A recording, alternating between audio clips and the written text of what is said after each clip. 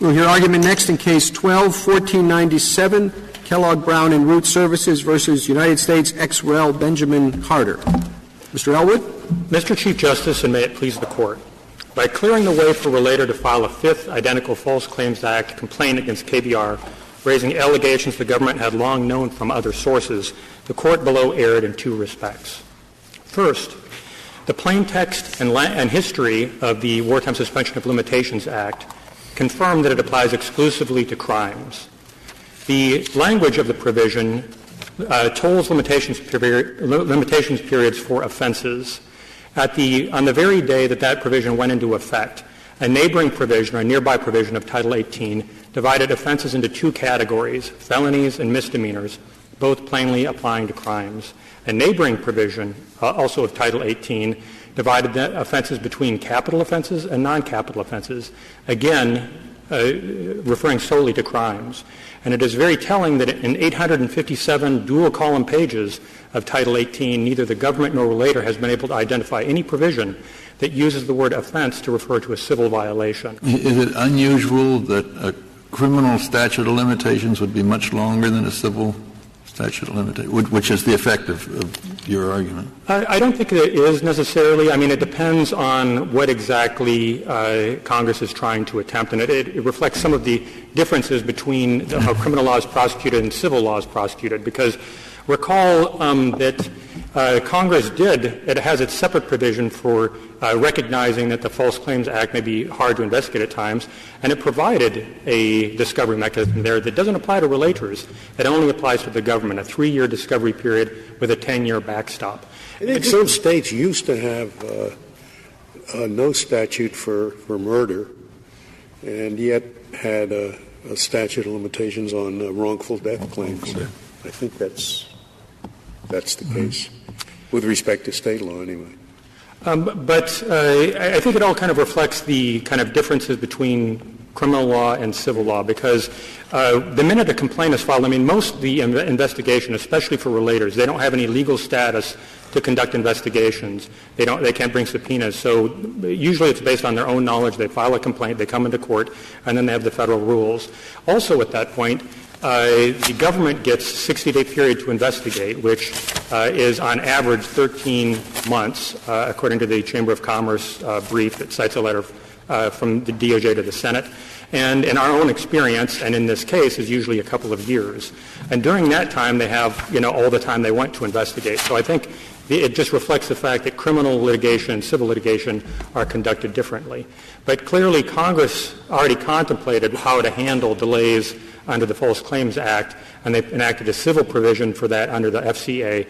And so I don't think the Court needs to import this general provision, which applies only to offenses, to address the False Claims Act situation that Congress has already specifically addressed.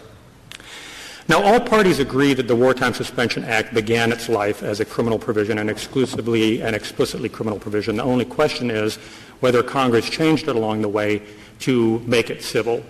The thing that the relators point to is the deletion in 1944 of the words "now indictable."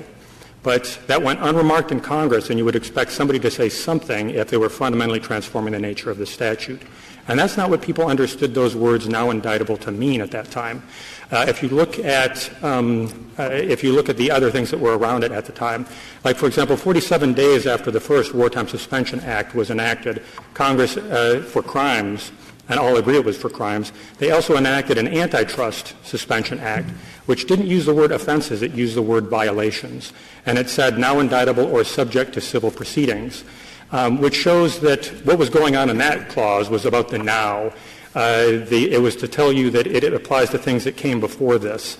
Are you adopting the argument of the New England Foundation, the amici brief? That is, yes, we made that argument, I think, in our brief as well, but I think that they did a more full-throated version, and also NDIA did a more full-throated version of that. But yes, I think that it was the purpose of that was to say it was applied to things before the date of enactment and hadn't yet been barred. And that was one of the other things. I mean, if you look at what this Court said about that language in McIlvaine, it said that was to say that the statute of limitations hadn't run, that's what that now indictable language did. This Court's McIlvaine opinion. Mr. Elwood, I take the point, and that seems like a fair understanding of why that term came out. But it wasn't the only change that they made at that point, and taking that term out may have had more than one reason, of course. So two other changes they make are they put in the word any. So the old statute just says offense, and now it's any offense, which suggests breadth and expansiveness. And the other thing, of course, is that they do all of this in connection with this Contract Settlement Act, which presumably refers both to civil and to criminal matters. And it follows right after this Contract Settlement Act and suggests that it's following on it. So, put all those three things together, the taking out of the indictment language, the putting in the word any, and the passage in conjunction with the Contract Settlement Act, I think that would be an argument on the other side. I'll try to address each of those. I have a pretty terrible memory, so just bring me back to it if I forget. I think now indictable is just to make it forward-facing because they were now not worrying about just those cases. They wanted to make it forward-looking for the rest of the war. With respect to any offenses, it wasn't just any offenses simpliciter. It was any offenses against the laws of the United States. And Congress thought that was so unequivocally applied to criminal law that is the exact phrase they used in enacting the statute giving district courts exclusive jurisdiction over crimes. They didn't say crimes. They said offenses against the laws of the United States in 1948. And what was the third point? I told you it was a terrible memory. Pardon me? Contract Settlement Act. Oh, and the Contract Settlement Act. I mean, they say it was predominantly a civil statute, and they did create a big administrative state or an administrative apparatus. But the provisions that the causes of action they created are actually the primary ones it created were not actually subject to a statute of limitations, so it would have been curious to try to toll them.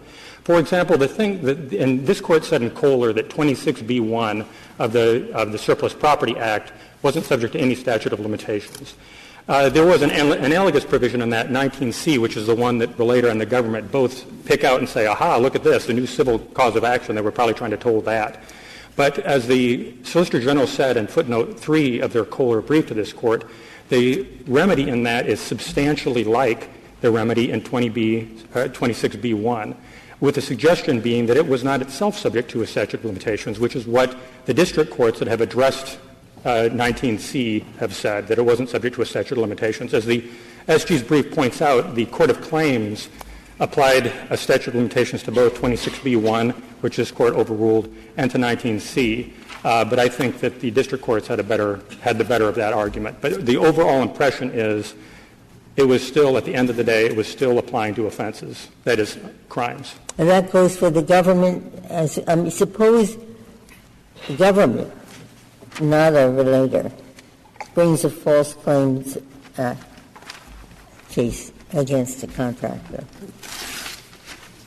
The government wouldn't get under your view, the government doesn't get the suspension.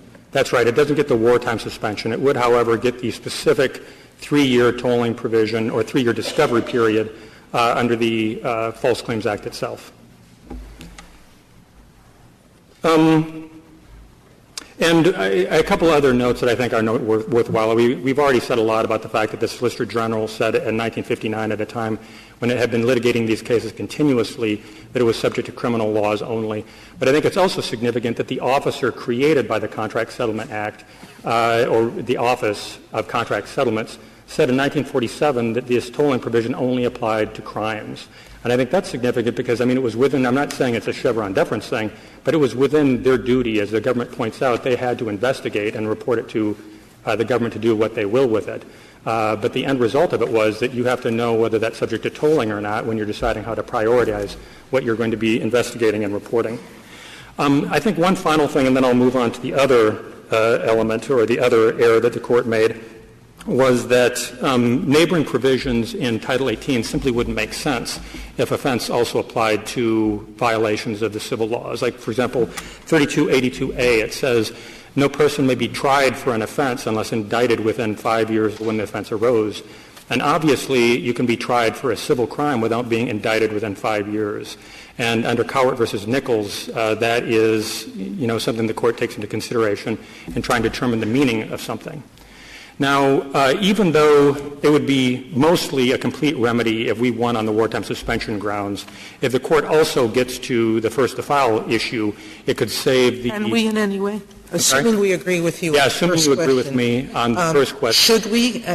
Should we get to the second? Then how would we if we believe if you were right on the first? Well, you should, because among other things it will take care of on remand. The court won't have to address the equitable tolling argument that we think is waived and also meritless. And also, of course, there is the same issue already behind this in the Purdue Pharma case and in the Shea case as well. And so I think the court may as well. It would be the most efficient thing to do. But I think it would be a complete remedy on us if we won on the wartime suspension grounds. Now, the second error that the court below made was to, if Congress had meant the first to file bar to be a one case at a time rule, allowing an unending or infinite series of related lawsuits, it would have said so in plain terms. The problem you have with this argument, and it has substantial force to it, but you give no significance to the word pending. You almost write that out of the statute. I disagree, Justice Kennedy, because, you have to have some sort of word there, because otherwise it would be kind of confusing between the two actions. How about former? Well, there are a lot of ways. Pending is a very strange word to pick. Or first. But the thing is, let me begin by saying that or said action or that action. Yeah, but I think under each of the parties here, it could have been written better to follow up, to embody the reading that we want to give it. But I think that ours is the one that makes the most sense, because if you just look at the provision from the moment when the bar arises, it makes perfect sense. It is the pending action at that point. And but aren't you besides the problem that you're talking, you're not giving pending any meaning, you're also destroying the force of an original source. The public disclosure bar doesn't apply to an original source, and you're sort of blocking original sources from bringing suits when a prior case involved a dismissal for a technicality or a dismissal because this was in the public domain. But that's not true for an original source. But I think, to begin with, there's nothing in the public disclosure bar that suggests that it was supposed to prevent the original source from being subject to all of the other bars that are out there still, like the government knowledge bar that still exists in a tiny little corner, or the first to file bar. And the original source makes a lot of sense for public disclosure, but it doesn't make any sense for first to file for this reason. When it's public disclosure, when it's something that's said in a committee report, you have no idea whether or not it got into the ear of the person at the Justice Department who needs to know about it for something to be done about it. In first to file, however, they have to file an action in district court, and they have to give all the material evidence they have to the Attorney General of the United States, who is under a statutory obligation to investigate it and who has to decide whether to intervene or not. Now, that is something that guarantees that, by hook or by crook, somebody at Justice Department with responsibility for these things knows it and has the information that they need to take action on this. And after you've done that once, it doesn't make a lot of sense for you to be able to just keep coming into court and filing a lawsuit telling the government, hey, you know that stuff that you already know? Let me tell it to you again. Well, I want the to pound reality you on is that. you don't need a qui tam unless the government doesn't want to waste resources on something. But that doesn't mean that they didn't find that there might be something there. But once the original first to file bar, once the original relator reports this information to the government, if the other actions that are to be barred are related, the government has the information it needs to investigate all of them. But it may not want to prosecute it. It may decide that you have to assume that what the intent is not to force the government to prosecute, but to get recovery for the government. I think it is the point of the first to file bar is to do two things, and this is kind of widely accepted. That first, it is to give incentives for people to come forward, and I think that basically requiring it to stop at one is a much more powerful incentive to come forward promptly with the information you have. And secondly, it is to make sure that the government doesn't dilute its recoveries by paying subsequent relators for information the government already has. And if the first relator gave you enough information to investigate the whole breadth of the crime, You won't have to pay that initial relator there, depending on whether, I guess if you intervene by presumption, it would be 15 to 25%. But if that person can file, and the next person can file, and the next person can file, as long as there's a break in the traffic. Collateral estoppel works in this area? I actually don't know, but let's assume that that the adversary won a claim against you. Could someone else come in and you've now won for the government, essentially? Could anyone else file a suit? Or would they be stopped because... Well, at that point, it would be already, I guess it would depend on the scope and how related. You're talking about KBR loss in this hypothetical, correct? Exactly. Because they're the mutuality. It gives more, because there had already been a finding that KBR had done certain things that might apply to other relators. But I think the thing that kind of matters more is, what about the non-mutuality in the other direction? Because if KBR beats relator number 1 and they say there was no problem here, what about relator 2 through X? The relator is treated as the government for preclusion purposes. Well, that was at least so, Judge. I don't think that it's clear that that's the case. Well, there is good authority, at least in the Court of Appeals, for that position. I disagree, Justice Ginsburg. We've been looking for it, and we have not found anything that clearly says relator 2 is bound by relator 1 having lost in an action. There is the language, which I think is dicta in Eisenstein, to say that the United States itself is barred. But I think that any defendant is going to have to establish that law anew if it's going to apply to further relators down the road. But is it your position, suit number 1 is filed, it's dismissed within weeks without prejudice? No other relator can file? It depends on what the basis of the dismissal was, because if it was dismissed on 9B grounds, routinely they can amend, and it's not dismissing the whole action, it's just dismissing that complaint, and they can come right back in with an amended complaint. And that is the same action. Somebody else could come in. So you have somebody who's the first filer and comes in with a sloppy complaint, and it's not stated with sufficient specificity, dismissed, and that person goes away. You're saying nobody else can ever. No, I think it's the protection there comes from the word related, because courts of appeals apply a same material facts test. If you come in with a sloppy mess of a complaint that doesn't allege, it just says KBR is bad. Well, it was a perfect complaint, but he sued in the wrong court, or there was no personal jurisdiction. Well, dismissed without prejudice. If it's in the wrong jurisdiction, you can transfer it. That's a very hard thing to say because the hypothetical is dismissed without prejudice, but it's a beautifully drawn complaint. Well, I'm going to resist for a little while before we get to the meat of the issue, just to say that it's not going to happen because personal jurisdiction has nationwide service of process, and so it's very hard to invoke a personal jurisdiction. It's dismissed for failure to prosecute. Well, if it's a non-merits ground, and so nobody else can. If it's dismissed for failure to prosecute, well, first of all, let me resist the hypothetical a little bit more. If it's under our rule, that's an incredibly valuable lawsuit because there are no more mulligans, and so there'll be somebody who comes in there and is willing to underwrite it, a new set of lawyers who will be willing to take the case. But if it is, I think that we would say it has been barred. If somebody came forward and provided all material information, then everything that is related to that would be barred. I'd like to get back to Justice Ginsburg's hypothetical because it's an important one.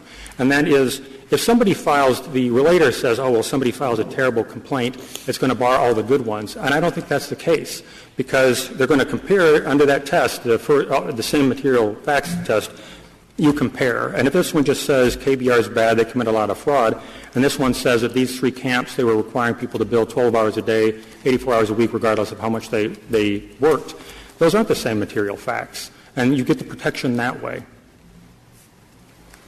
I thought the first filer rule was meant to protect the first filer in that, one aspect of it is the first filer doesn't have to worry about a race to judgment. Somebody else files second and gets the judgment first. So I thought that was one of the chief aims was to protect the first filer and also to protect that filer's recovery so he doesn't have to split up whatever the G10 plaintiff. The phrase race to judgment is not anything that I have found in the courts of appeals. I've only found it in the government's brief. I think that the court says that they want to create the first to file bar was meant to create a race to the courthouse, not a race to judgment. And the first filer is a race to the courthouse. Yes, it's meant to create a race to the courthouse. And there's less of an incentive to race to the courthouse under the relator's rule because even if you aren't the first to file, you can still bring a claim. You just got to wait for a break in the traffic to jump in. And I'm under that. If you are the first to file, you don't even get a better settlement because when, most of these cases are settled, they aren't litigated to judgment. And a defendant is not going to give you, everything you're asking for if they know that they're going to have to settle this case again and again and again. And in fact, it discourages settlements because you would be a fool to settle it right away because it just means more people are going to be able to sue you. The relator's rule is as many lawsuits as you can fit into 6 years or 10 years or an infinite period of time because, there's nothing particular to stop them. Whereas under our rule, you have much more of an incentive to settle and settle for the full amount because by settling with that first relator, you are buying peace with respect to all related lawsuits. Do we know in this case there were 3 suits? Thorpe, I think, was the first. Do we know why those suits dropped out? The first one was just dismissed. The lawyers dropped out, and they didn't find other lawyers. The first Carter. Thorpe. The first Carter suit. No, I'm sorry. The first Thorpe lawsuit. The first related lawsuits was just dropped for failure to prosecute when new lawyers didn't step in to take over for the old ones. So you said that kills it for everybody else. That they made the full disclosure. The government investigated that case, and they knew the 12-hour-a-day, 84-hour-a-week claim, and they were able to investigate it. And if they had wanted to bring it, they could have brought it and recovered the whole thing and only paid the Thorpe relators. And I don't know why the other ones dropped out, but they were voluntarily dismissed, I believe, all of them. And as I said, I think this is the more natural. Pardon me? Were any of them filed by original sources? I think all of them were original sources. They were all people who would have qualified as original sources and under the statute. And as I say, I think that this is the more reasonable reading of it, because if you look at this from the point of view of when the bar arises, when it is the pending action, it does everything. No word is surplusage. Everything fits. But I have yet to see a one case at a time rule that works the way this statute does, that uses just an adjective, which, if you look at it, it's an adjective that is only describing what is a related case. And usually but it's not a pending action later. When that action's been dismissed or been completed, you say that a later action is prohibited even though there is no pending action, right? But that's because I think that if you look at this from the point of view of when the action is filed, it makes complete sense, and it is a pending action. And there's a reason for doing that. If you look at pages 8A to 9A, this is the mirror image. The language used in B5 is the mirror image of the language used to create the cause of action in B1. It says in B1, a person may bring a civil action for a violation of Section 3729. And then you find out what happens when they do that, and the bar arises. 5, when a person brings an action under this subsection for that violation of 3729, no person other than the government may bring a related action. So it's a parallelism between a person may bring and no person may bring, which suggests that you look at it then going forward. And looking forward indefinitely, just as B1, you look forward for 6 years or 10 years, or if there's no statute of limitations, forever. And by the same token, I think 5 is a looking forward provision, that the bar arises, and that's it. No person may bring. And when you contrast that to saying that this is a temporal limitation, I defy you to find another provision that uses just the word pending with no verb, no nothing, to give it some sort of effect like that. We cite a couple of Since you're getting into that again, to me it makes perfect sense to apply it just to the pending action. The action goes away. Number 2 person, and that means there isn't going to be the problem that Justice Ginsburg suggested. So we don't have that problem. And now we have a new person who can bring a suit if and only if he's the original source. Well, if he's the original source, let him recover. Why not? And your answer to that is, well, he didn't tell the government all the stuff the first guy did. Well, so yeah, but that's not the only purpose of quitan okay. action. It has other purposes. It's to reward the person who, in fact, did discover this thing and made every effort to bring it to public attention. But there's nothing in the first to file bar that says anything about an original source. Original source is a carve-out for the public disclosure bar. I know, but he can't. But other things prevent him from bringing it unless he's the original source. Am I not right? No, I mean, it's all been disclosed, you know. Everything's been disclosed. Well, it may or may not have been, because frequently it may or may not have been because somebody's take a mind run. Right. I don't want to interrupt. I don't want to interrupt. You're reserving your time. Okay. I would like to reserve the remainder of my time for rebuttal, please. Thank you, counsel.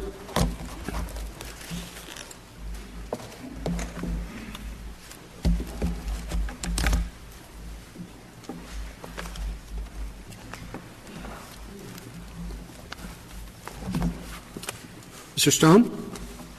Mr. Chief Justice, and may it please the Court, this civil FCA war fraud case is told under the plain language of the WSLA because it is an offense involving fraud against the United States under subsection 1 and is also an offense committed in connection with the payment or performance of a war contract under subsection 3.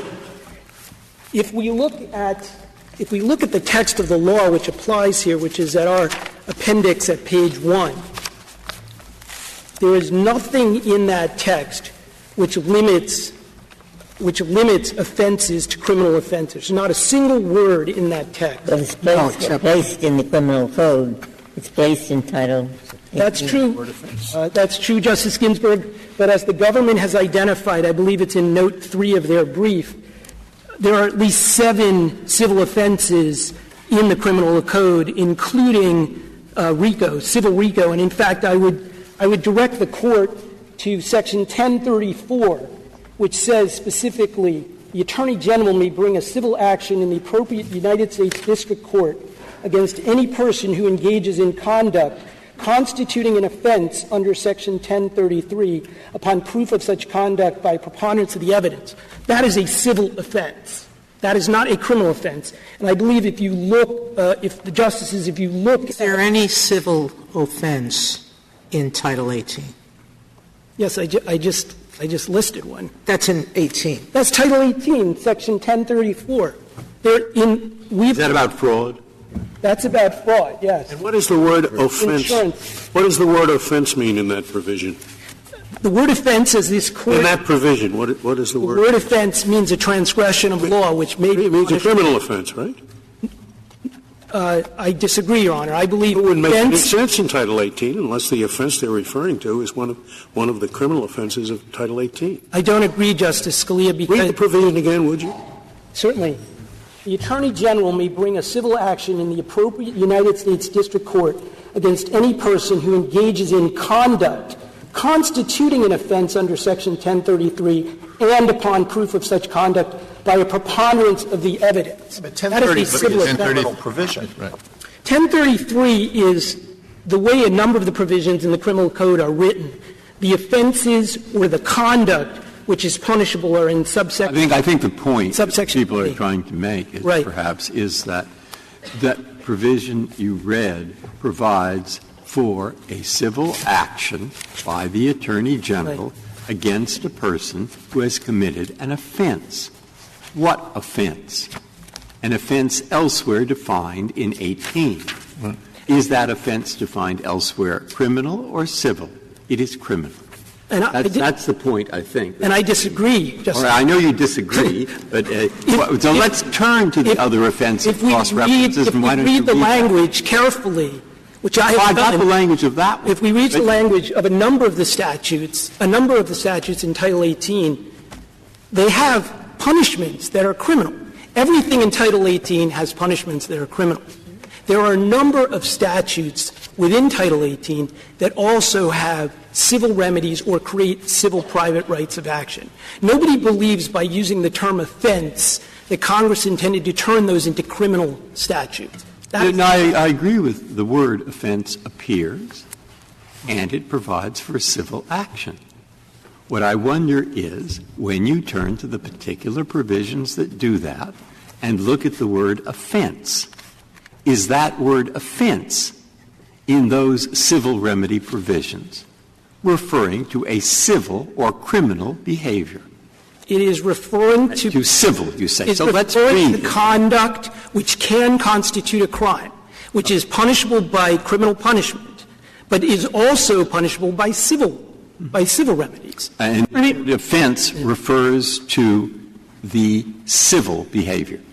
Yes, because they're saying... Okay, good. Read me the example, because I must have missed it. Because it says it must be proved by a preponderance of the evidence, which means it's not proved by, beyond a reasonable doubt. So it can't be a crime. It has to be a civil offense. And that language appears in a number of places in Title 18. But may I? Mr. Stone, don't take this for more than it's worth, because I think there are plenty of arguments against you. But I'm actually not sure I understand this one. I mean, it seems to me if your view is it applies to both criminal and civil offenses, right. Well, Congress had to put the thing someplace. Exactly. It could have put it in the criminal code, or it could have put it with all the other civil provisions. And in fact, either way, there'd be kind of a mismatch. And presumably this started out as criminal, and it refers largely to criminal, right. And so that's where it goes.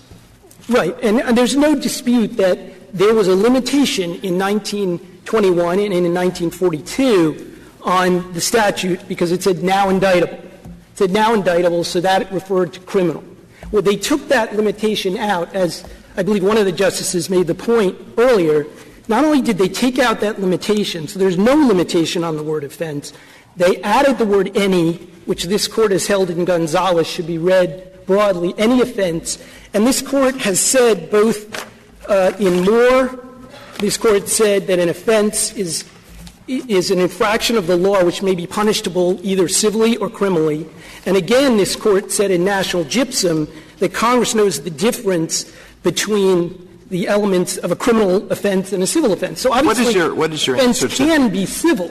It is a textually permissible reading of this text that offense can be civil. What is your answer to the argument that this would be a big change if it previously applied only to crimes and then, according to you, it was changed so that it applied to civil claims as well? That would be a big change. What is your response to the argument that we might find a bit of evidence here or there that that's what was intended, but Mr. Elwood says there's nothing? There's much evidence, Justice Alito. First of all, this was historically, you have to look at when this statute was being passed. In 1942, they were concerned about, they were in the middle of a war that was consuming the entire nation. In 1944, they were concerned with wrapping up that war. They were passing Contract Settlement Act, primarily a civil act. This amendment was passed as part of the Contract Settlements Act. They were passing the Surplus Property Act. How are we going to deal with all this property? They created civil offenses for surplus property. They did say, this same Congress, the 1944 Congress, said in a report that this will allow, because the bulk of the offenses under this act will not be cognizable and investigated until after the war, this will allow for litigation to occur. So they used the term litigation, again suggesting that's not a term you normally use when you're talking about crimes. They use that term. So they clearly... Is that your best evidence that there was a reference to litigation? That's the best reference because there's virtually... Where did that appear? That appeared in a Senate report when they passed the Surplus Property Act. But I think you need to look at the historical reference of when this was occurring. This was occurring when they were creating all these civil remedies. It made sense for them to expand. They added the word any to offense. They had no need to add the word any to offense. They did that because they wanted to make it clear that it covered any offense, including civil or criminal offenses. And they took out, and I agree there could be more than one reason why you take this language out, but they took out the now indictable language, which was the only limitation that could be read in the text that would limit it to crimes, and there's nothing in the text as it now occurs. I would also point out that the 2008 Congress, when they strengthened this, obviously believing that Wartime Suspensions Limitation Act should continue to be enforced, mentioned twice litigation. They mentioned the fact that that this was in order to allow courts, prosecutors, and litigants to know when the statute... What Congress was that? the 2008 Congress. And where does that appear? That appears in a Senate report as well. Two Senate committees or just one Senate committee? One Senate committee report. Senate committee. It's cited and that's the Congress. Cited in our red brief. Yes, Your Honor. I would point out, though, that the meaning of offense in 1921 and the meaning of offense in 1942 was a transgression of law, as this Court said in Moore v. Illinois. It's a transgression of law which could be punished civilly, it could be punished criminally. We need more context. We need something in the statute to limit it. There's nothing in the statute. And it makes sense that Congress wouldn't have wanted to limit it because they would have wanted to give the government the option of pursuing a criminal remedy. I mean, all that's true, except when you're dealing with an old statute that used to be clearly criminal. And it seems to me at that point the burden, when that statute is extended, the burden is on you to show that it's been changed from the criminal to the civil. Well, Judge, I would point out — to include the civil. And, that's a different burden from what you expect. Justice Scalia, I would point out that 9 of 10 courts that considered this in the aftermath of the 1944 amendment held that it did apply civilly, and 5 of those were Civil False Claims Act cases. And those courts and that judicial precedent was in place for 40 years. Congress never changed that language, never went back. They could easily have written the word criminal in 1944. They chose not to do that. Well, and they could have written it in. Were they district courts, 4 district courts? Is that it? They were district courts. Yeah, did Congress know about those? Congress is presumed to know about them. Oh. But I would also point out that the people and the courts that were operating at the time that this amendment was made understood it to change the law. 9 of the 10 courts understood it to change the law. So it goes to what people believed at the time the meaning of that word was. Change the law to do what? To allow the civil statute offenses. would operate prospectively, not just to crimes that had already occurred. Right. That's one change that Right. everybody agrees. Change the law to include any offense, we would say, that was related to the war, which would include our civil FCA war fraud offense in this case. It's specifically consistent with Congress's intent that a fraud such as occurred in this case, that the government would be able to pursue it. It's a fraud on the troops in wartime. It's exactly why the statute was passed. It's exactly why the False Claims Act was passed. Government can pursue it in a criminal case. The question is whether the civil. And the question is whether it's appropriate, and based on the language, Justice Scalia, based on the language of this statute, which nowhere in it contains a limitation. The only limitation was taken out in 1944, and instead they added the word any, and they added 2 subsections that could be read. The limitation urged is the word offense. That's the limitation that is urged, which is normally used to connote a crime. Well, the two, and I don't think that changes if you put the word any in front of it. But, Your Honor, in Moore v. Illinois, the Court said that offense means a transgression of law that could be punished either criminally or civilly. And presumably Congress was aware of this Court's holding in Moore, or is presumed to be. And then this Court, again, on a number of occasions, including in National Gypsum, referred to Congress as being familiar with the difference between criminal and civil offenses. There would be no need for the term civil offense or the term criminal offense if offense meant crime. Offense doesn't mean crime. There would be no need for the word criminal offense. Well, the problem is that, by the way, the word criminal offense occurs a number of times. Justice Ginsburg. Sorry. Everyone agrees that from 1921 on, it was understood that this was a criminal statute. And I think the point has been made before. Mm-hmm. If Congress really was going to change it, to load it all onto the excision of 2 words which can be explained on other grounds, it's a bit much. Wouldn't Congress have said, now we're going to make it, we want it to be civil, so we're going to make it clear that it's civil? Justice Ginsburg, I would point out a couple of things about that. First of all, the surplusage language which Petitioner points to, which they claim was the reason that this was taken out, was in the statute since 1921. So they have no historical reason why all of a sudden In 1944, it was taken out. It was there. There was a reason. The entire time. The statute acted retrospectively for the first part of its history, and then they took it out when it was going to operate prospectively. But Judge Ginsburg, that's not correct, because the language at the end of the Wartime Suspension of Limitations Act provides that the statute does apply retrospectively. It applies to any statute of limitation which has not yet run. And that's been in the statute since 1942. I would also point out that the 1921 statute had nothing to do with the war. There's not much we can glean from the 1921 statute. All that it did was to increase the statute of limitations from 3 years to 6 years for fraud.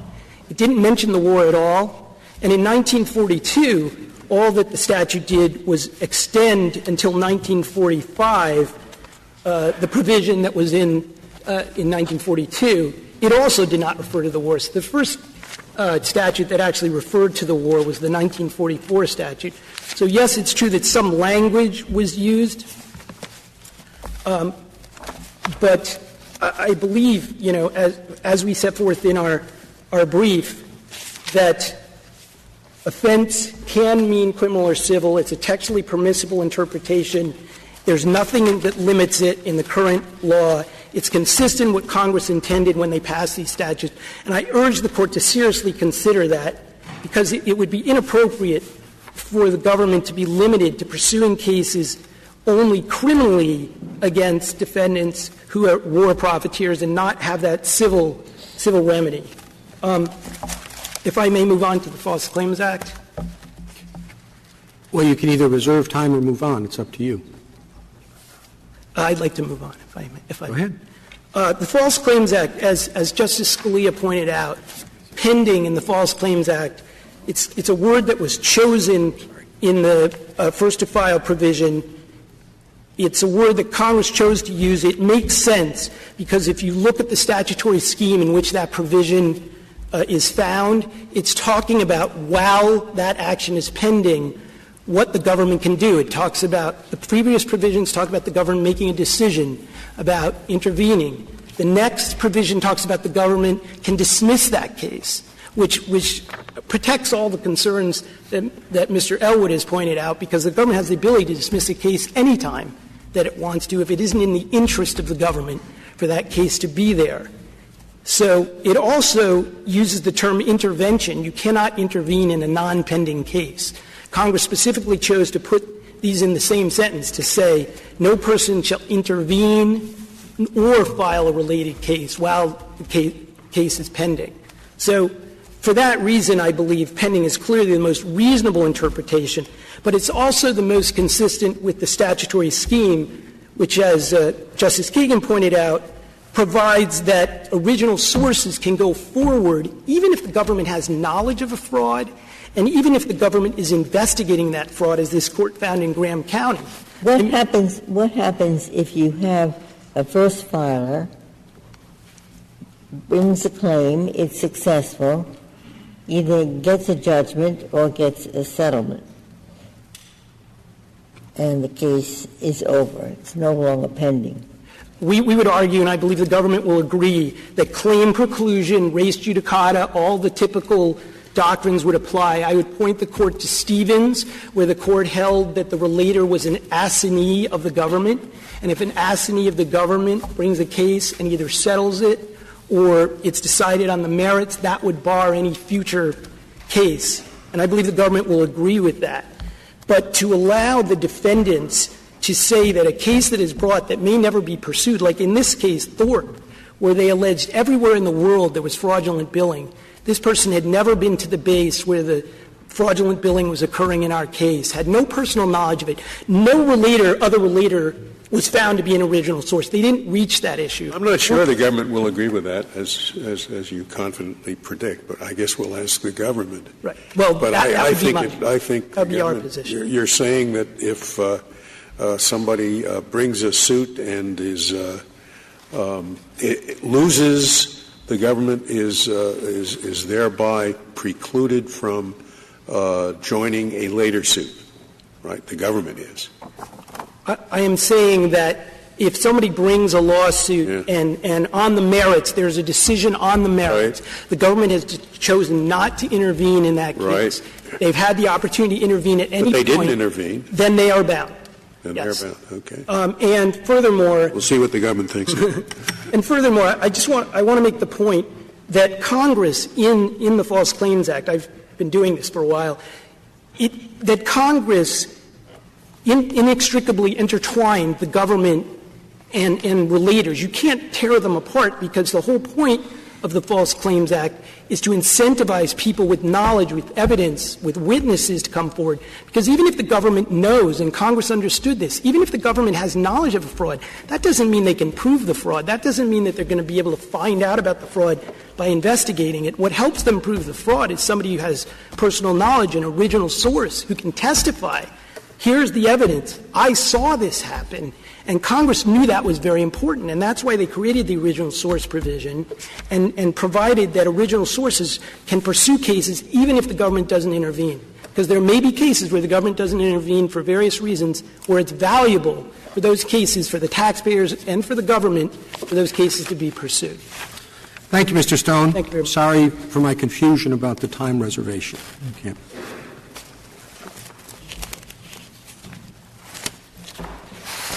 Why were you confused? I don't know why. Mr. Stewart? Mr. Chief Justice, and may it please the Court, when Congress enacted the 1942 version of the Wartime Suspension of Limitations Act, it was acting against the backdrop of this Court's 1921 decision in United States v. Hutto. And the Court in Hutto was construing the general federal criminal conspiracy statute. And that statute made it a crime, among other things, to conspire to commit an offense against the United States. And the question before the Court was whether that criminal statute covered conspiracies to commit civil violations. And the Court held that it did. The Court held that there was no necessity in the statute for the offense, the object of which is the conspiracy, to be a criminal offense, and that the criminal statute could be violated by a conspiracy to commit a civil wrong. And there's certainly a great many provisions in Title 18 that use the word offense, in which there are other contextual clues within the provision that make clear that only crimes are covered. Is there a provision that uses the word offense, even though it may be civil, where that word offense in that provision refers to something other than a criminal offense? Not other than a criminal offense. As Mr. Stone... Every use of the word offense in Title 18 is in reference to a criminal offense. It refers to conduct with to which criminal penalties attach. As Mr. Stone was explaining, there are provisions in Title 18 that use the word offense to describe conduct that is subject to both criminal and civil sanctions, and those are criminal offenses. The answer to my question was yes. They are still crimes, yes. Yes, okay. But what we would say about 3287 is the word offense is being used something in the same way as a hybrid. There's no dispute that the current version of the WSLA does cover crimes. It tolls the limitations period for criminal prosecutions, but it also applies to civil offenses. The next thing I would ask the Court to look at is on page 1A of the government's brief, we've reproduced the original 1942 version of the Wartime Suspension of Limitations Act.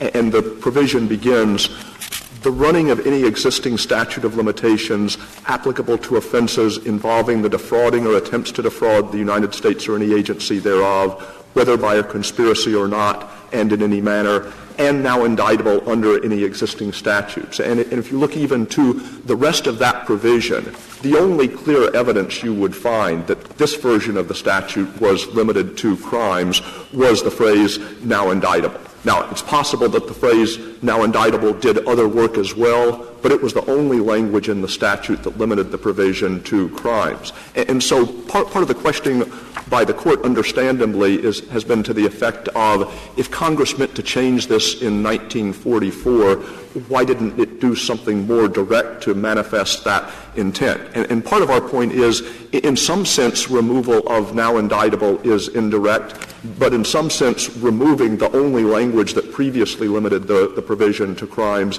is the most direct way to go about it. If the statute had originally... Well, you can say that it limited it, or you can say that it showed that the word offense in that statute was being used to mean a criminal offense.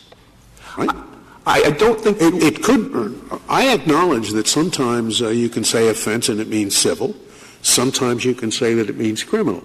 And sometimes you can say it means both. But what that language did in the original statute was to make it clear that the word offense in this statute was being used in a criminal sense. And I don't think that that implication is eliminated by simply taking out the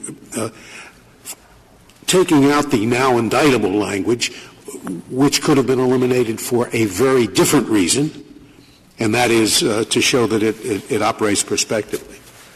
I guess part of the point I would make is if the initial version of the statute had referred to existing statutes of limitations on criminal offenses and Congress had then excised the word criminal, we would say, I think that would be viewed as very powerful evidence that Congress intended an expansion. But there'd be no other reason for eliminating the word criminal, whereas there is a very good other reason for eliminating the phrase now indictable. Well, the reason that has been postulated is that now indictable originally served the purpose of making clear that the WSLA would not revive expired prosecutions and that this was no longer necessary in 1944 because the statute was amended to make that point clear separately. But in fact, the 1942 version of the statute said, this act shall apply to acts, offenses, or transactions where the existing statute of limitations has not yet fully run, but it shall not apply to acts that would otherwise be barred. Counsel, yes. Was the Korean War covered by the WSLA? I think the general understanding at that time was that only declared wars were covered, and so likely the Korean War would not have been covered. I don't know Is that your position now, that only declared wars are covered? Well, the statute was amended in 2008, and it now provides, and the current version of the statute is at page 4A. This is current 3287. It says, when the United States is at war or Congress has enacted a specific authorization for the use of the armed forces. Was there such an authorization in the Korean War? Not pursuant to. No, I mean at the time. I don't think there was. Right? I don't. I'm trying to get at the question of the breadth of your position. As I understand it, you're now saying at war doesn't necessarily have to have a declared war. I think what we would say is under the current version of the current wording of the statute implies that at war does require a declaration of war, but Congress has added an additional category when there has been an AUMF pursuant to the War Powers Resolution. So if the current version were in effect in 1950, the Korean War would not be covered? Because there wasn't a declared war, and my understanding is there wasn't specific authorization for the use of force. That would be my understanding as well, that Congress seems to have acted to extend the statute beyond declared wars, but not to anything that could be considered military operations if they have not been authorized in a particular manner. Mr. Stewart, before your time runs out, what is the government's position on the point raised by counsel for respondent, namely, if there is a dismissal of on the merits of a civil action, is the government barred from later bringing a different action on the same claim? Yes, we would think we would be barred. We think that was Congress's expectation in 1986, and that's the understanding of the statute that we've been operating under. That is, our protection under the statute is that when a qui tam suit is filed, we have an initial opportunity to decide whether to intervene or not. Even if we initially decide not to intervene, we can move later to intervene for good cause shown. And so if we initially think the relator can do a capable job, but then we decide later, no, he can't, our protection against the claim being badly litigated is that we can take over the suit. And if we don't avail ourselves of that protection and the case is decided against us on the merits, then claim preclusion would apply. And I think in Taylor v. Sturgill, the Court identified a number of categories of cases in which non-parties can be barred in subsequent litigation. One of them is when a litigant allows his claim to be litigated by a representative. And the Court in Stevens described qui tam suits as a species of representational standing. And I think the same principle would apply to a suit brought by a second relator as well. That is, an additional category of non-party preclusion that the court in the court in Taylor versus Sturgill identified was that when one party is barred from litigating himself, he can't relitigate the same claim through a proxy. And if the United States would be barred by the judgment in the first qui tam suit from filing its own suit, then to allow a second relator to go forward on the same claim would in essence be allowing the United States to relitigate through a proxy. And to us it makes perfect sense that Congress drafted the first to file bar specifically with reference to pending actions, because if the case is not, the first case is not dismissed on the merits, dismissed without prejudice, and then Realtor 2 files, your position is that suit may be maintained? It would not be — our position is it would not be barred by the first-to-file provision. Now, the Court may want to look at — I'm curious to know, just because of background, would the first suit toll statute of limitations as to the second Realtor? We believe probably not. That is, I think typically the rule is that if the first suit is ultimately dismissed, then the second suit proceeds as though nothing had happened, but that time wouldn't be told. But the Court may look at page 5A of the brief, which reproduces the current version of the public disclosure bar. And it says, this is about halfway down the page, the Court shall dismiss an action or claim under this section unless opposed by the government if substantially the same allegations or transactions as alleged in the action or claim were publicly disclosed in a federal, criminal, civil, or administrative hearing in which the government or its agent is a party. So often the effect of the first suit may be to bar second relators from suing under the public disclosure bar unless they qualify as original sources. Thank you, Mr. Stewart. Mr. Elwood, you have reserved 4 minutes. Mr. Stewart said that the only language in the provision in the Wartime Suspension Limitations Act which limited it to limited it to crimes was the phrase "now indictable," and I disagree with that. If you look at the Antitrust Suspension Act that's reproduced in our brief, it said what the Congress you said there was any violation. It's very telling that 47 days after enacting the Wartime Suspension of Limitations Act, which used offense to apply only to crimes, it said any violation which is now indictable or subject to a civil proceeding. So it was the word offense there that was limiting it to crimes, not the word not now indictable. In addition, I want to be perfectly clear about this. And in page 5 of our reply brief in note 3, we go through all of the claimed criminal code provisions which supposedly use the word offense to mean a civil violation, and they do not. Every time the word offense appears, it is to describe the crime in the statute, not something else. They may say the conduct underlying the offense or something like that, but every time they use the word offense, it is to refer to a crime and nothing else. Mr. Stewart also mentioned the Hutto case, and so this was decided against the backdrop of Hutto. I want to point out that the crime at issue in Hutto is the last criminal code provision which they've identified, which used the word offense, they say, to include a civil violation. And the government there said that that was taken care of. It's now no longer applies to civil violations because Congress amended 371, the conspiracy statute, to say that a minor offense is a misdemeanor.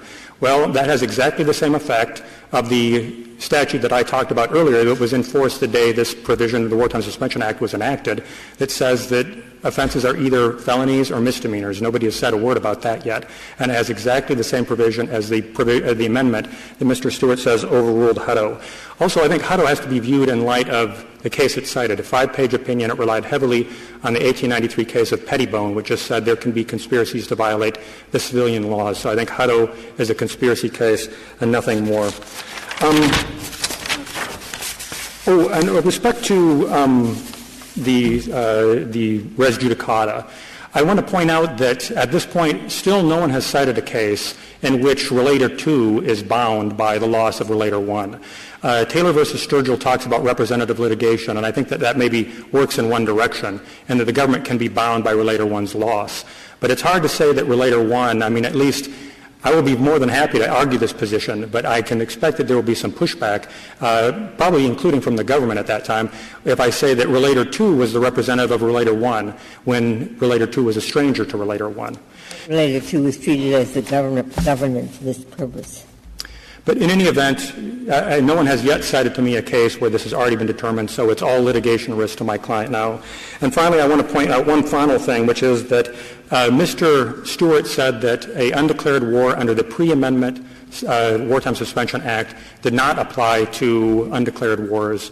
The Fourth Circuit said differently, and the government has now confessed error, or at least said that the Fourth Circuit erred in that position. I just wanted to bring that to the Court's attention, even though it is at most a tertiary issue before this Court. And if there are no further questions, we'll rely on our submission. Thank you, counsel. Case is submitted.